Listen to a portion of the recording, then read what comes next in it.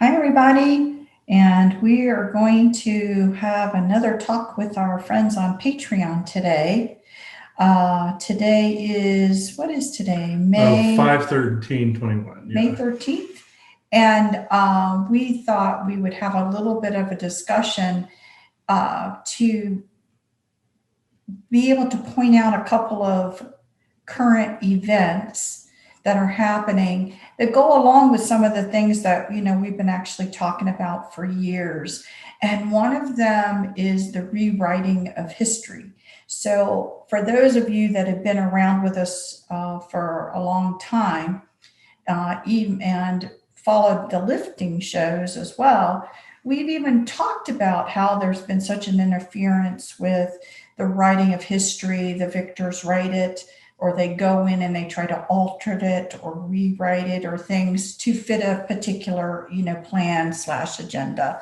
And so today, I think it's we were talking about it, and there are a couple things that were kind of going on where we wanted to kind of point this out because it's really being done on so many different levels right now in our society, as well as potentially interference that may be trying to interfere with certain creative processes where you're trying to bring forth information, and somehow there is an attempt to kind of influence the information that you're trying to bring through.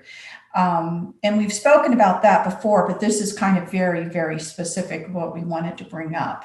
So, anything you want to say in general, Chris? Yeah, this is a very interesting topic. We're eventually going to do a lifting show on YouTube about, being able to be creative and have your energies overtake that of anything that is dark. But this is going to be slightly in an opposite polarity thread for this one. This is where sometimes some of the narratives that you're trying to create, or some of the things you're trying to remember, let's say in the case of SSP memories or past life or something like that, sometimes the list can be padded. And sometimes something tries to worm their way in or create a narrative in your head about another person or another set of people that you may be thinking, but they'll amplify it and then create this whole scenario in your head. There's also another thread to this before I get into any more details. There's another one here that I myself have recently come across where the negative beings out there, either militarily oriented, reptilian oriented, even oriented, any of them, have come up with a slightly more creative way of trying to get to me. They will create an entire scenario of life that they kind of mentally pull me into, that is an average, like doing everyday things. They couldn't get me with the sexual thing. They couldn't get me with the violence thing. So it's like they figured, okay, we're going to try like an everyday thing and see what happens.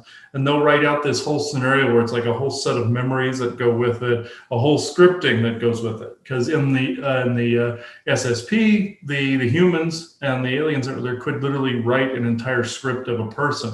And write an entire script of what a life would look like for some of their undercover operatives. So why would they not be able to do that as a form of influence as well? So that is something that has come up within the SSP memories themselves. This is I have to watch constantly for insertions of things. I have to watch constantly for things that don't make sense according to what the memories are, or booby traps of that nature. I'll give an example. There is a sequence where I had to deal with a Nazi commandant on a different planet. Well, in a memory sequence, I was in a completely different location than the man was himself. Yet, how was I able to see his reaction to what I had just done only moments before? And he's like a couple hundred miles away. How would I have known that he picked up a piece of paper, looked at it, and flung it aside? How would I have known that? I wasn't there. I mean, granted, could I have been viewing that in the Akashic stream? Of course. But could they have also been feeding this to me to take away credibility from my own memories if I had kept that in the book or not notated that as some kind of insertion. Yeah, that very well could be. These are things that you have to look out for with stuff like that. Also, in your own creative pursuits, there might be beings that wish you to add a particular thing in to your creative. And I've had the creative outlets, and I've had this happen for years, where a being will go, "Can you put that color bead in there? Can you put that item in there? Can you hang this from there?" And if it's something that's harmless, man, but if it's something that would fundamentally, say, change it in a certain way, that would more orientate it towards their agenda, be it in written word, be it in object, something like that. They're trying to hijack your creativity and bend it to their will in even a subtle way, or your life in some subtle way, like with the whole life scenario. I'll give a little bit of that one. That was the weirdest one of all of them, folks, where I would literally be walking through my life. I was with someone else. This woman was, if I had to judge an age, about 35. And she would literally, it would be just like a normal life. Joanna wasn't there anymore. And it would be like this whole narrative that they were creating. It was a character creation, like you would for a game or for a story or for anything like that. Somebody was out there writing a script of a character creation, but then applying it as the traits to this person as we were going along to adapt it to my own thought patterns and to my own energetics. And I didn't catch this till much later on. That's what this was. So for some people, they may have just thought they were daydreaming. They thought they were daydreaming. But for you, you're literally walking around this home. Yeah. And then all of a sudden, it's like it's not been overlaid, but you've been pulled into. I'm literally in that, having the conversations you would have with another person, any normal stuff that would go on. And that is the weirdest one of all of them, where they refined it to such an extent to where they were able to adapt to everyday mannerisms, everyday conversations. And that's where I had to catch it. So that's where I had to say enough right there. Because and it really did stop. What was going on in that scenario, this is a little bit outside the topic of what we're talking today, because in that particular scenario, it really was more still an attempt at an abduction. Yeah, it was more like you could still consider it an abduction of light body, actually be more like mental body. There are these different layers in bodies people have. You have plasma body, mental body, etheric body, pain body, light body, shadow body, a lot of these like quantum bodies, spatial body. And there's a whole ton of ones I probably don't even know about the names of. Mental body is what that was. It was basically, you've heard me say abduction of light body while sleeping. This was more of an abduction of the mental body, the mental scape. And I thought it was light body. So, of course, I wear these to prevent that. But this was an abduction of the mental body and putting it back with the new scenario set of parameters in place. And when I figured out that's what was going on, I brought this up to my mother as well, figured out what was going on. And this was also a hijacking of the creativity in that respect too. Yes, it was a form of abduction, folks. You can be abducted, and this version of you not necessarily taken. This is something that's not widely, completely talked about. Light body, yes, stolen. You're somewhere on an alien ship, without clothes on, all this other stuff. Mental body, you could be walking around your home doing your thing and daydreaming, and that stream is abducted and hijacked. That's an abduction of the mental body. So what do you think the difference is, to help people here understand? What's the difference between, because there's nothing wrong with daydreaming. What's the difference? Nothing wrong with daydreaming. How would you tell the difference between what you would just consider a momentary daydream versus an abduction? What do you think? Momentary daydream, you're imagining something into existence. You are daydreaming your life. This could be in the fantasy world. This could be in the creative world. This could be like you're daydreaming a scenario that you're wanting to co-create, or you're just doing the normal daydreaming and being creative. That's fine. Any scenarios that you're thinking of, that's fine. Like say if you're at work and you're imagining, you're daydreaming, you're on a Caribbean island or something like that, and you're wanting to go on vacation somewhere, and you're planning that whole thing out, and you're daydreaming. Fine, And cool. you Yeah. originated the And thought. you originated the thought. Cool. It's when you have this. If I could translate this right, if there's a weird pull from it, like you have like a momentary pull, like somebody's pulling on your shirt slightly. It may not be this massive pull. It's just like you've stepped into your head, and you've been pulled, gravitated strongly into it. Not like the normal creative daydream that you're in. That's a flow. This is a pull to the side, one side or the other. It feels like you have pendulum switched or switched track. A better one, like if somebody's flipped the switch track on a train track, and you've been switched over here, and you're living this life, and it feels like it's almost like it's being pulled out of you. That is a mental body abduction there, folks. That is a hijacking of the daydreaming function of the mental body. And that is something that needs to be put a halt to when that takes place. Also, I have noticed something else when I'm working on SSP memories. This is another thing where it's being pulled out. What if, say, you're busy during the day and you only want to do that at a particular time of day, but yet you have have this download of a thing or this creative thing come to you at, say, the wrong timing, and you end up throwing off whatever it is you are going to do for that day. That's not necessarily the thing to do. What you do is you basically make it clear that when you are operating at work, you are operating at whatever you're wanting to do. That is what you're doing for the moment, and that door to that remain closed until you are ready to do it. Sometimes it doesn't always work that way. Sometimes the flow will make it so that if you're trying to clear out a blockage, it comes out.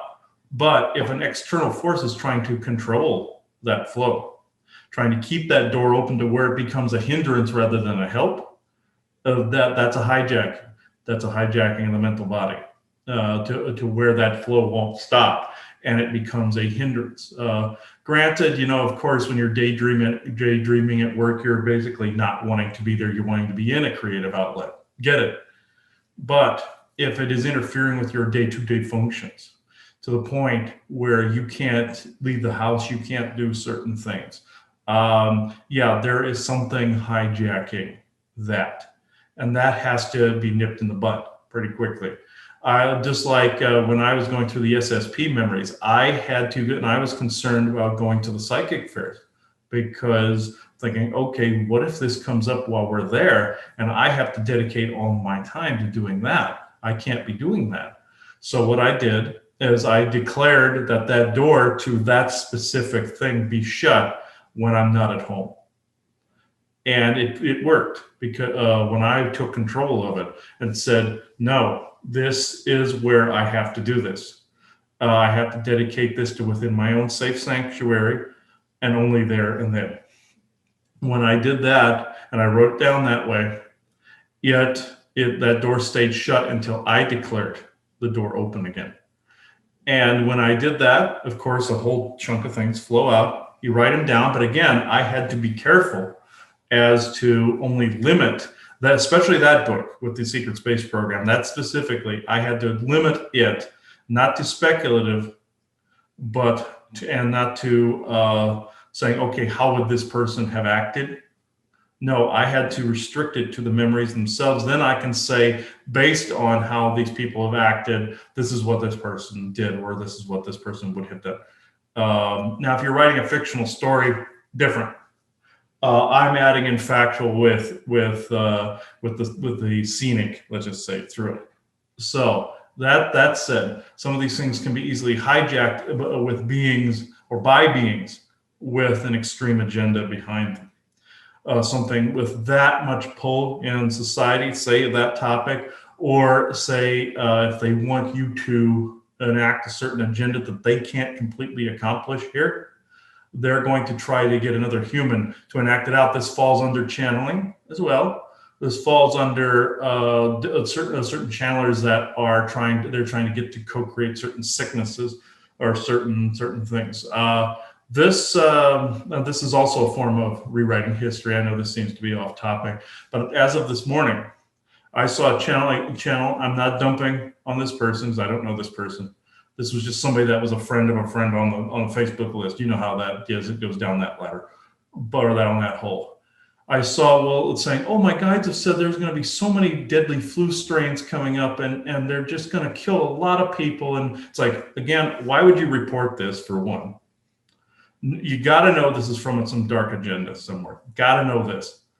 Do not report these things unless they are part of this, unless it's something that is positive, would bring about positive change. This was just getting people to create more sickness, and this person did not realize it. She was just blindly writing out what the guides wanted her to, because this guide wanted to rewrite history, wanted to rewrite the timeline of something negative.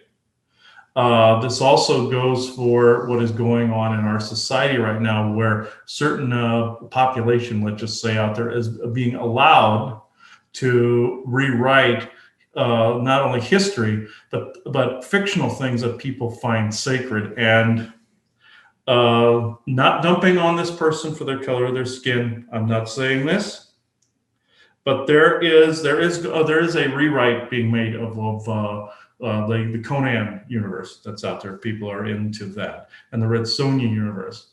The casting director for Red Sonja decided to put an Hispanic actress in the part of Red Sonja. Bad move. The part is supposed to be a ginger female, white skin female. This does not mean the person saying that is a racist. This means that they are being a better casting director. The reason I bring this up is because these things that people consider sacred, even in the fictional realms, are being rewritten with this woke agenda. That's another part of this. And this, everybody's booing this. They're not booing the actress. They're saying, well, she could play one of the other tribes people that Red Sonja encounters, et cetera, et cetera. But then you have the wokeistic side that's going, no, we're being equal here. It's like, it has nothing to do with being equal. It has to do with casting the person correctly to what the fans want you to do, and they're not being racist for saying it. Well, for what was portrayed, how it was portrayed in the books and the pictures, and stuff, to be true to wanting to just see the book as it is come to fruition. Exactly as it was meant to come to fruition, and not try to add in this wokeistic crap in there. With that said, that's another part of rewriting history. Even on that small level, it may seem insignificant, but I've been seeing this pop up on Facebook time and again, where it's a 50-50 split. People are ready to hurt each other over this, and because one side thinks the other side is being racist, and they're not. They're just wanting it to be portrayed as they've known it always to be, and there's nothing wrong with that. The other side is the one that is programmed, and that is where, again, these nasty beings have rewritten that parameter in there to get these people to think these people are being racist, when in fact they're the ones that are scripted. They're the ones that are being controlled, because they have had that ingrained in the very same way we just explained, with it downloaded in there, and with that scripting being put in one of those bodies, like the mental body, for instance. The person may not have even had to have been taken anywhere. There are those that have been taken and trained in facilities, yes, and there's been a lot of those, and those are also ones that are involved in this. But other ones think they're getting this epiphany or this idea, and they're revolutionizing it, when in fact they're fixing something that ain't broke. So you see this in other areas too, but this may seem insignificant to people that aren't into the medieval fantasy stuff and stuff like that, but I'm noticing it even within the art world. I'm noticing it within the fictional world, that you're seeing history being rewritten, and people allowing this to be rewritten. And the ones that aren't allowing it are being declared racist. They're being declared pains in the ass. So those are the people that are in the right on this, where they're trying to keep true to what that story actually is. Again, listeners may think that that's insignificant, but what's not insignificant is something else that I want to bring up to try and tie and bring it all together, because it really is, again, the whole, let's say the whole racism, the whole Black Lives Matters, the whole issue like that, it's all tied into one another. Basically, again, accusing a nation, basically, of having deep roots and being unfair and being uncaring and being whatever, which again, on the surface, people can open up their mouths and all these words can fall out. And if they are repeated often enough, and if they're repeated often enough on, certain venues where people get their news or get their, or have now been trained to listen to talk shows or whatever, and they're constantly there, people may not have noticed over the years how these particular let's call them once trusted, felt like they were being fair, having good conversations, type of institutions, media and different things, have altered themselves some, that you don't even realize how different they have become for some people. Now, some people are quite aware, but some aren't. And so, again, these agendas of making this move that's currently being moved to confuse people, to keep them distracted in another area so that they don't grow, and all this stuff. This isn't new. This is long time in the making. And now let's say the trigger's been pulled to play this card, to really try and see and play this out. So that's kind of what's going on. All of it ends up being tied together because most every reasonable, decent person looks back on when people were enslaved, and especially in this country, most reasonable people, it is a hurtful time. It really is a painful event. It's a bit of a shameful event, when you think about some of maybe your ancestry, if you were white, knowing again that not 2 generations ago, using the word nigger or using the word thing to be very derogatory and mean and vicious and class setting and all of that stuff was being used. So many people remember their grandparents or great grandparents or whatever being a part of that still, and watching over the generations, it trying to be undone. So you may actually be now a reflection that's totally different from multiple generations ago in your own family. And so it's not, let's say, completely washed out, that there still haven't been enough generations. So it's an interesting dynamic, of course, to while some of this is in memories of people, and to bring this all kind of back up as an issue, and again, with the Black Lives Matters, with everything, and to utilize the subject matter now that everybody is in emotional turmoil. Again, it's been repeated over and over and over again as if it's a truth. So a lot of people are just believing it as a truth when there really isn't any truth to it whatsoever. As far as this overarching system-wide problem in this country, it really does not exist anymore. I'm not saying there aren't pockets of it. That would be a ridiculous statement to say that there aren't pockets of it and that people still haven't been subjected to things that maybe they shouldn't be. But it's still a continual work in progress trying to make things better. Mm-hmm. But now it's been actually turned on its head. So while this is such a hot button agenda, what now a perfect time, since they're trying to say that this is something that is completely ingrained into the society and embraced, let's say white supremacy is embraced in the United States and embraced to being the type of nation we want to be, and embraced, mm-hmm. which is some of the rhetoric that is out there right now, that they would actually now start the process of utilizing this particular subject in the process of trying to rewrite history. So, so you guys see it, you see it all the time.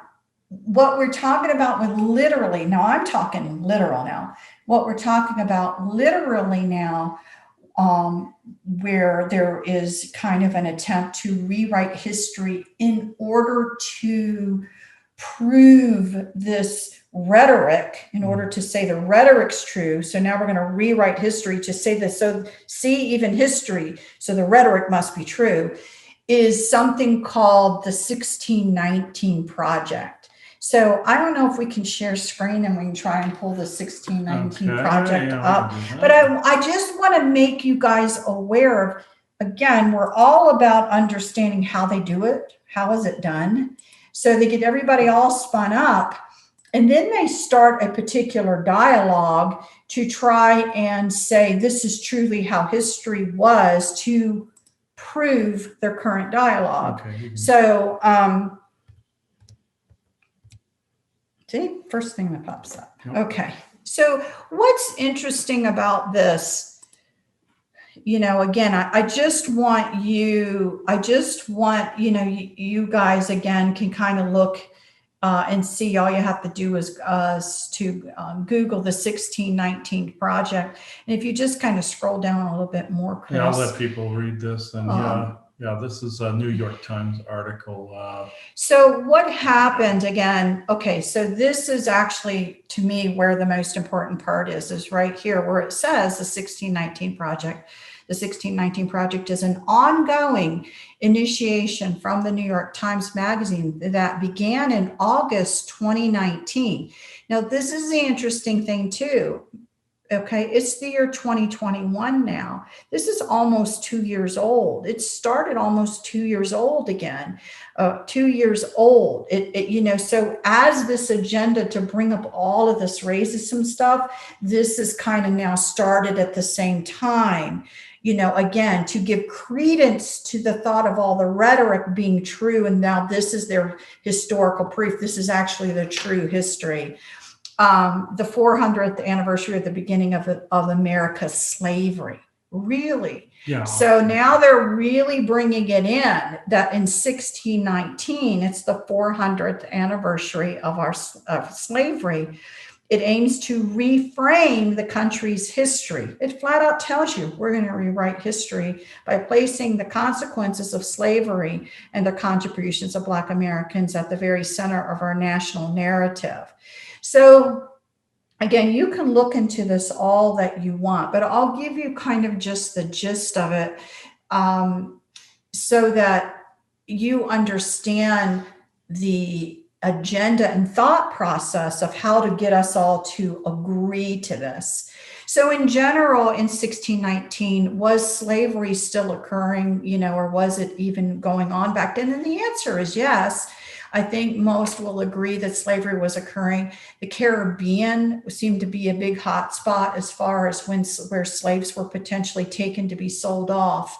Now, again, what the little narrative above this, you can scroll back up, Chris, is actually saying, and keep going up, is, okay, see this, a ship appeared on the horizon near Port Comfort, a coastal port in the English colony of Virginia. It carried more than 20 enslaved Africans. So what is really interesting about this is that, there is controversy of what happened to that ship. Now, some people say, that it actively, because we were involved in slavery in Jamestown. And again, just to let you know, that's Jamestown they're talking about, that Jamestown was so actively involved, in slavery. It was just one of their stops. Whereas other people would basically say there was a skirmish that ship had, and it limped its way to Jamestown, and it needed provisions, and they just happened to have still some slaves, Africans on board, and they bartered these people for provisions. So I am not even going to question, did they barter these people for provisions? Of course, Because yeah, those things happened all the time. And it didn't make it right, but it it did did happen. happen. The question is again, that more than 20 enslaved Africans who were sold to the colonists. Okay. The interesting thing about this is it kind of, what really happened, says that they were exchanged for provisions, and in the concept of slavery at that time in Jamestown, it wasn't ongoing, and it wasn't a big thought of colonists to make people slaves. However, in Europe, where these colonists come from, there was something referred to as indentured servitude. Mhm. That was not a foreign concept. That had been done where you actually get something in exchange and you work for so many years, okay, for somebody to pay off that kind of debt. So the argument is basically that what actually happened to these particular people is they did go into an indentured servitude for, and I can't tell you how many years, for several years. I think it's at least a decade or less. Yeah, I don't know what it is. Yeah. I'm going to tell you, I don't know what it is, but I think it's important to understand that that concept has been happening. And if you want to call that slavery, then you must understand that the concept of that type of slavery was happened to many people, including white people, including probably all colored people. That type of payback of service for something has been going on for well before this official slavery issue. Mhm. And that's what actually occurred at that moment in time. And then after the debt was paid, they were released. So so this is what's interesting now about what's going on. Now, I didn't follow political stuff, and I don't. We actually will watch a few things to try and get a feel for. Mhm. We're more looking for what we try to share with you guys, the angle, what's going on, how is there trying to be control over this, what's the plan, can we figure out what's going on, so that we can bring an awareness to people of what we are going on. And a lot of what we say is, don't get involved in the little rhetoric. Okay. Mhm. Don't fall for that, but understand it's a bigger picture involved, so that you again can work on your co-creativity to make awareness happen, so people can be aware, and so that people can work on co-creating something different than what the attempt is. Again, all about keeping those in that are in power still in power. So the interesting thing, about this, even in a political mode, that I did not even know, and again, I am going to bring up President Trump, but only in this context where, again, there becomes a for and against that also now revolves around a subject matter. It's always a part of the dialogue. And how, President Trump, was screaming about fake news and this, that, and the other. He was partly screaming about it because a lot of his videos were altered. And that's what was played out on mainstream media to make him appear to be one way when he's actually not that way. He didn't, I should say, I don't know if he's that way or not, but he didn't say what he was portrayed to being said. And then again, things like this, where there was a big even push by President Trump at the end of his term to want to do, I think it was the 1776 commission. I think, again, things like that now were trying to be brought up and played out to counter even the 1619 project. So now there's this heavy infighting back and forth over history.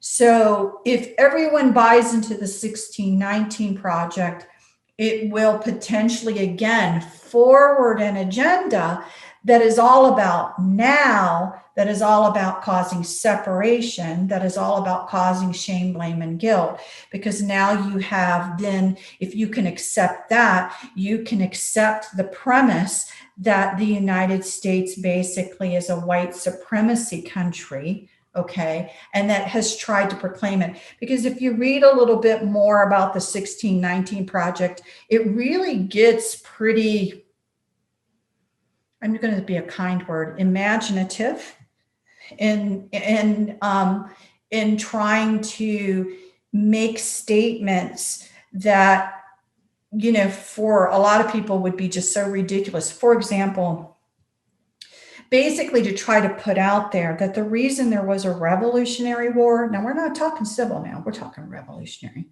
So the reason there was a Revolutionary War is because the king in England, okay, was planning on releasing everybody in the United States and including slaves, that slavery would not, all men would be free.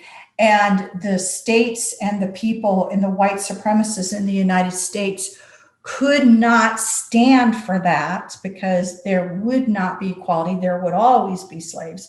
And so the Civil War actually began to save slavery, because if they pulled away from England, he could make a law that they would not abide by.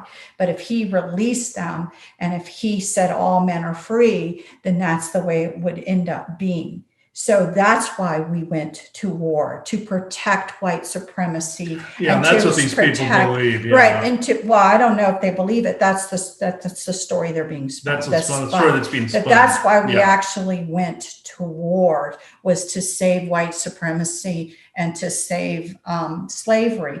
Which then again, if you buy into that and you buy into this whole rhetoric of this 1619, then you will then be able to be convinced that we do need to rewrite how we teach school.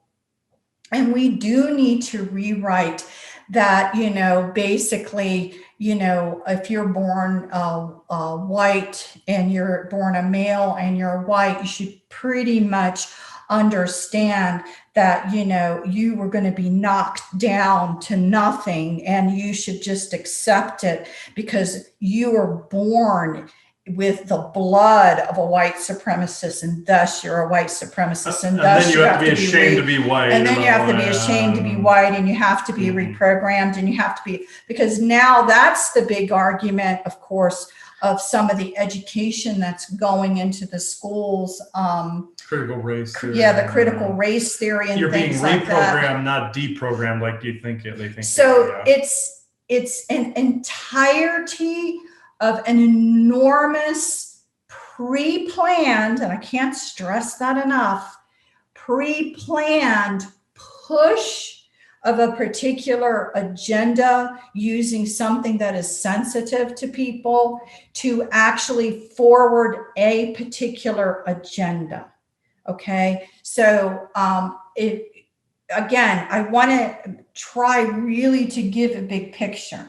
Now, the one interesting area that, when we were talking about this, because we want you to know what's going on, and we also want to give recognition where recognition is due, because I would love to say this was purely a human issue.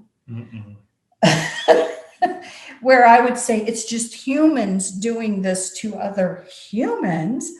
However, the truth of the matter is, some of this agenda and some of this is to prepare for, us to be beaten down so much by, the fact that, we're racist or whatever, that when we're beaten down and we're stripped down so far that we don't question anything, that you could be have 5 heads and be purple polka dot, and we would be afraid to say anything. You know what I mean? That this is also a part of the agenda with a bigger picture in mind about not questioning other races from the outside. Yeah, so if they were to show up with similar ideals like that, it would match their ideal, and you would be accepting somebody you probably shouldn't be.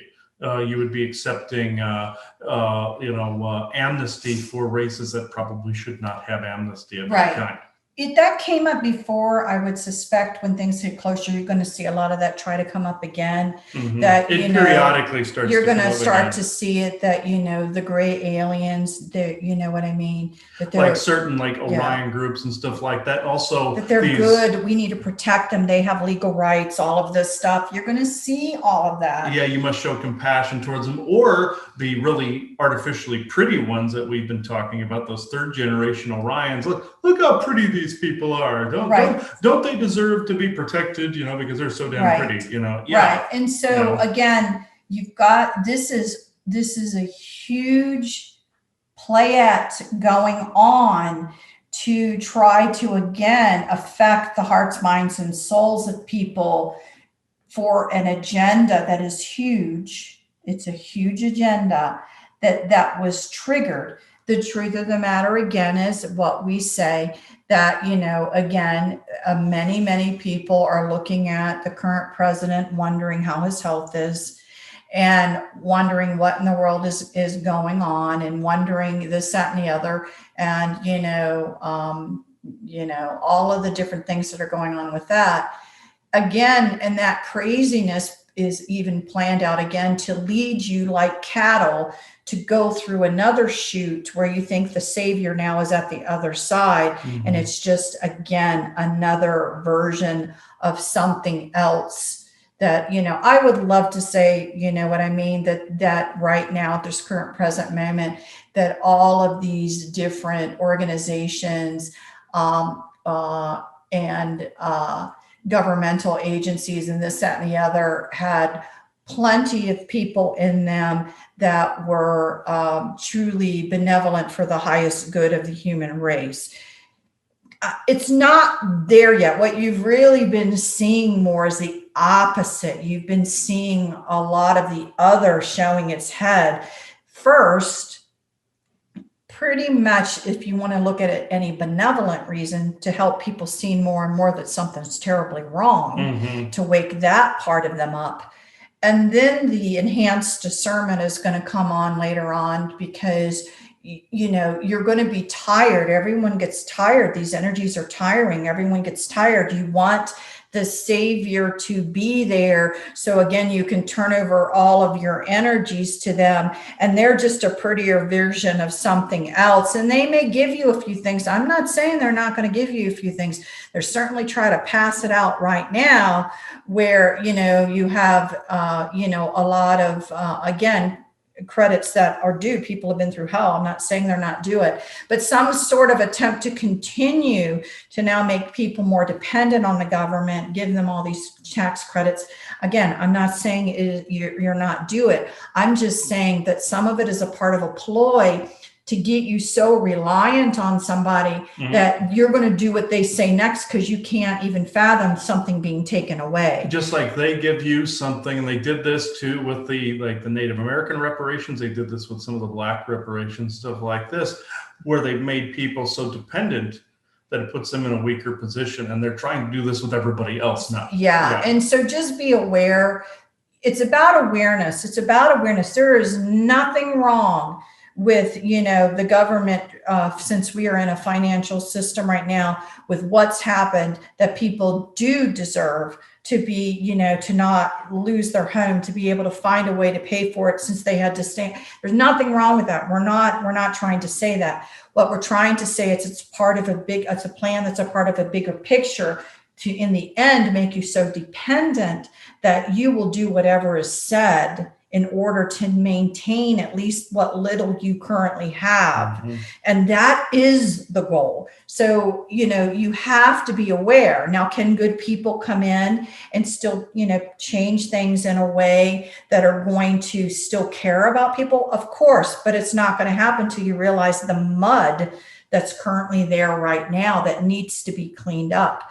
So what's happening right now is more ugliness and more dirt and more, it's just coming up to the surface.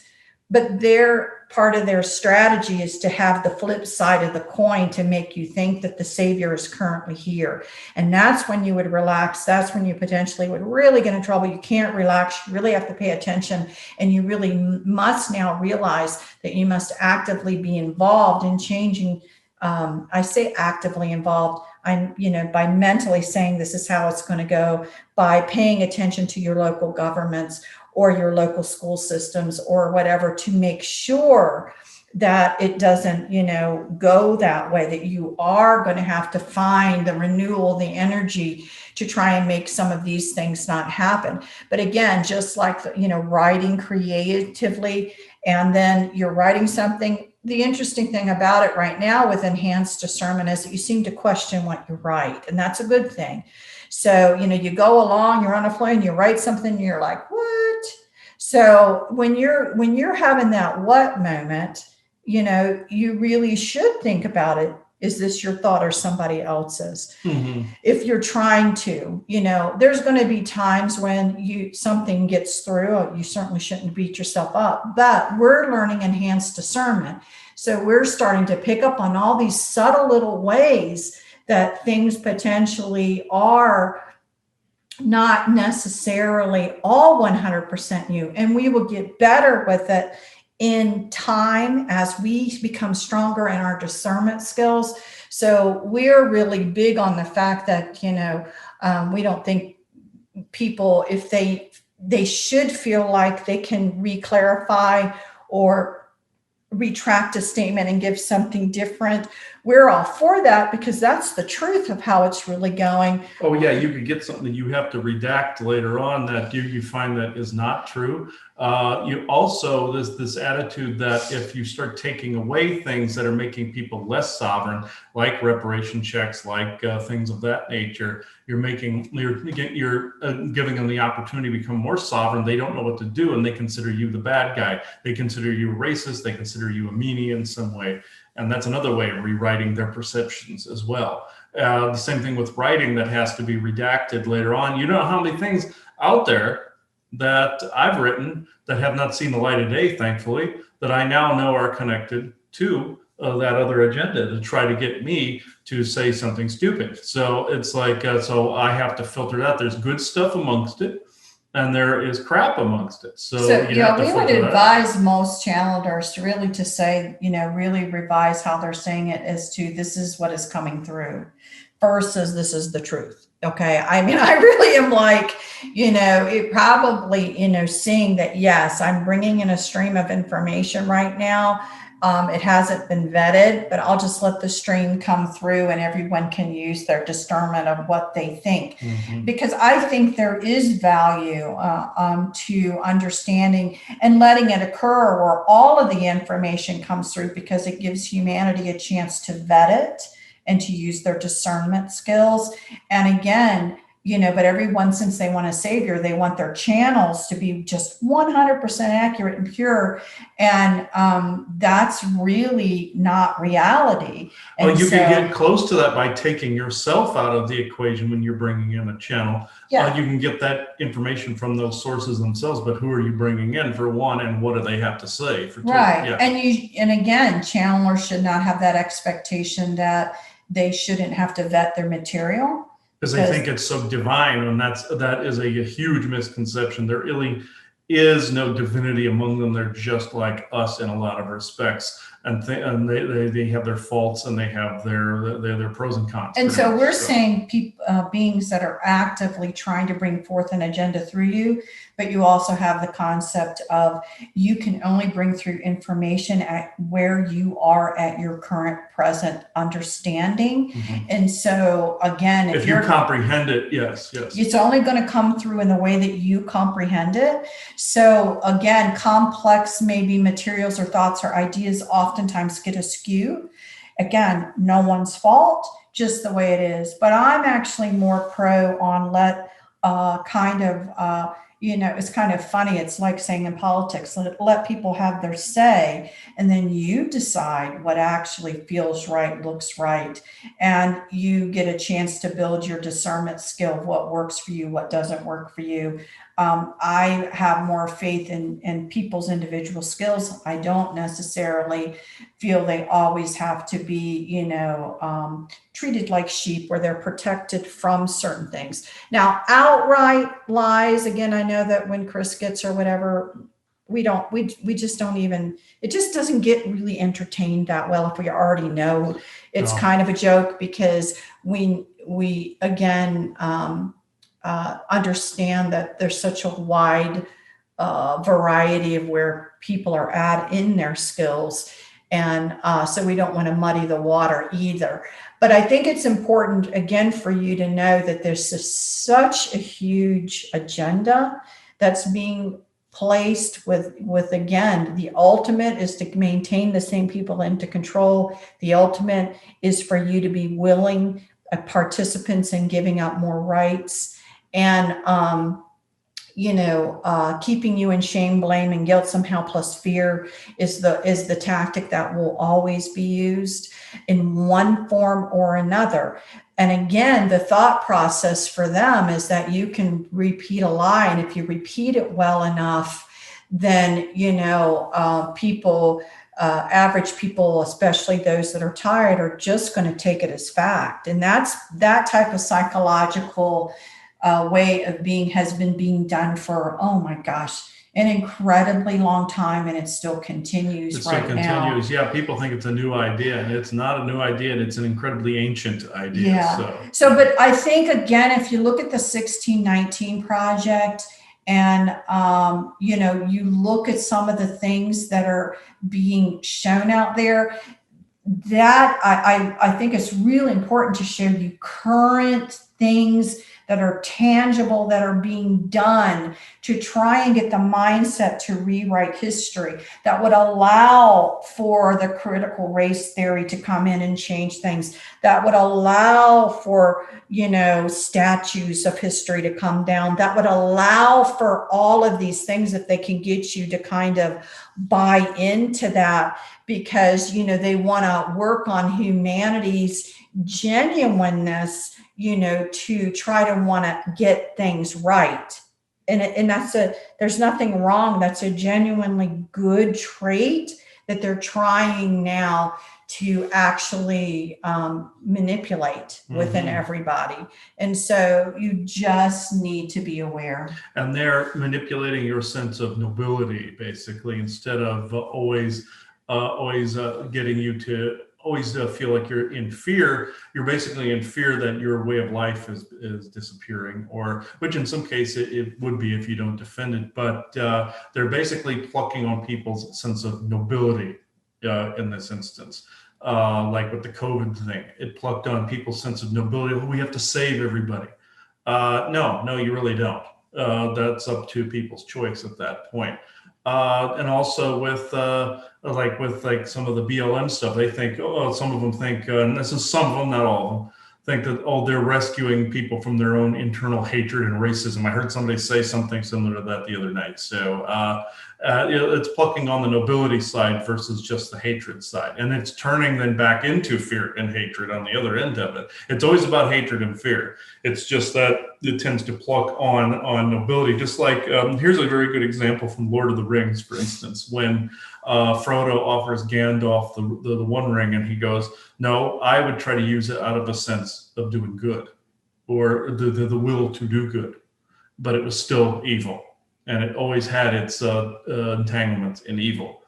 This is no different with elements of the Orion agenda. They're plucking on people's sense of nobility, or they're trying to, as what I was saying with myself, trying to drag them into another regular situation, displace that mental body. And this is some of the things, these are some of the things going on right now with the hijacking of creativity, which is a very, very good thing. But stay in your true creativity and passion, and then you won't be able to get hijacked in that way. Always stay in that way. And then talking about hijacked, one of the last things, just for the people who want to listen on Patreon, something for you to really look at and think about is you know, the people that are being used to heavily give this kind of information and spew it out, um, you know, try to not have a reaction. Try to just focus on them. Try to find a state of neutrality for yourself, and then try to discern whether you see a soul light in that person anymore or not. Because it's one of the things that I just find, I'm like, wow, what in the world. So some of these people that may have been very long term people that you're used to seeing on a day-to-day basis for a very long time, they may not feel the same as they used to. And so, I was joking this morning with Chris. I said, wow, we're really seeing, potentially, in my opinion, for those who would really understand what we're saying, that's why we're saying on Patreon. What was the movie? They lived. What's the movie? Oh, they lived. They lived. They come live. to life. They live. Not they live. Okay, Yeah. They live. And I don't know if you guys hearing me now say that. If not, you should watch. You should Watch kind of that watch movie. the movie. Yeah. But I'm like, isn't this interesting? Because it really feels, like, wow, this is actually, for me, it feels a little bit more literal because, I'm having a hard time with people who earn a vast amount of money, but their skin color may be a little darker than mine. Tell me how worried they are about being hurt when they are so far removed. They're actually part of the elite or class. They're the elite Like class. that somehow they share the same fears and the same whatever as a person who lives in a very bad neighborhood when nothing can be further from the truth.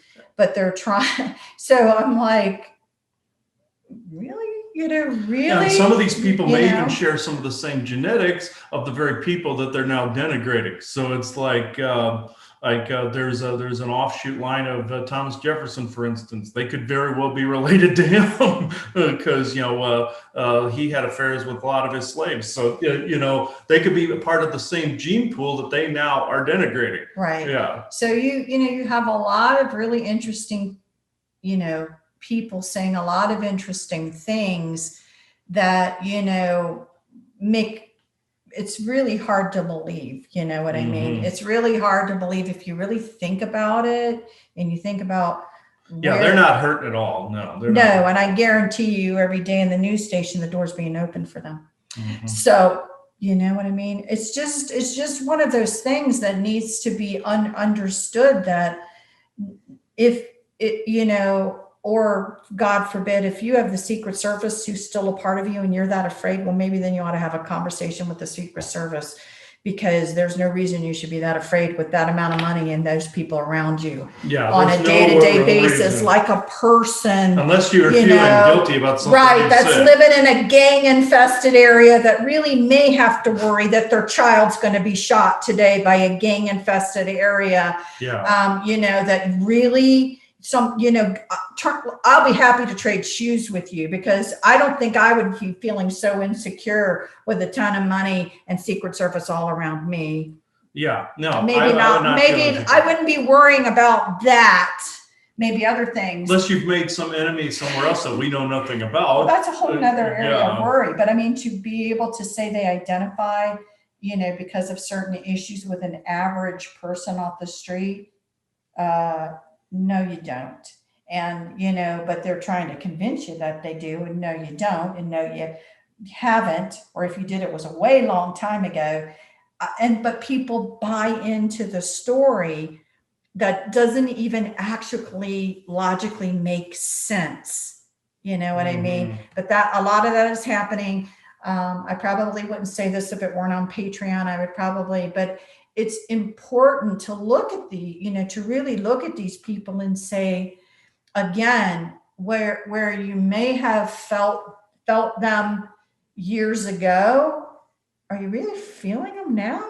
Is there something there? Is there something? Or is there a void? I've seen various reporters, various politicians that, people joke and say, oh, they're like a robot. Well, guess what? They are a robot, folks. That's a whole different topic right there about synthetic people. That's a way of replacing people. We've run into that. I'll get into that at a later date. Just something yeah. now for you to kind of look Yeah. at, but really don't go in there with the judgmental mind of anything.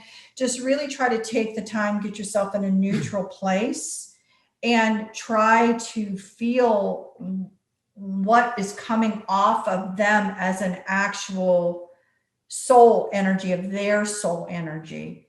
Does it feel like there's anything there? Does it feel like it's blank? Does it feel like it's there and truly, genuinely, authentically there? Sometimes that is the truth. So it's a good opportunity for you guys to just kind of sit down and really take a feel for what's going on. Because that skill is going to probably be needed as time moves on to be able to distinguish at your current present level of discernment what's good for you and maybe something that you really shouldn't be a part of. Exactly. And also, if you feel like, again, like something's hollow, don't be a part of it. If there's someone that your intuition says something is, and people around you is going, oh no, trust the intuition more so than you ever have before. If I could leave this anywhere at that point, trust your intuition implicitly. It will tell you exactly what is going on. And you don't need to pick a fight. You don't need to do anything. You just know, nope, stand away from And even this. if you did pick a fight with one of these hollow people, let's just say, they're pre-programmed, just like with inborns and such, to make you look like the bad guy. So as much as you're in the right. Right. So yeah. Now, you may feel like you need to say something, which is fine. Just don't. Sometimes that's written out there that you have to. You have to, but it doesn't mean you have to engage in a long argument conversation, and that's the difference. And you'll know when it is to actually fight. At that point, you will know in that respect when it's time for you to step in for something. It'll be painfully obvious that's what you're supposed to do. Most of the time, though, no. There will be those rare opportunities where you're supposed to defend something and in that way, but it's incredibly rare. People think it's with everything, but it's not. So if I could also leave people with that, it would be that. So I think this is a good place to call it. We're got a good hour at the moment. So thank you everybody for watching this talk with me and Joanna.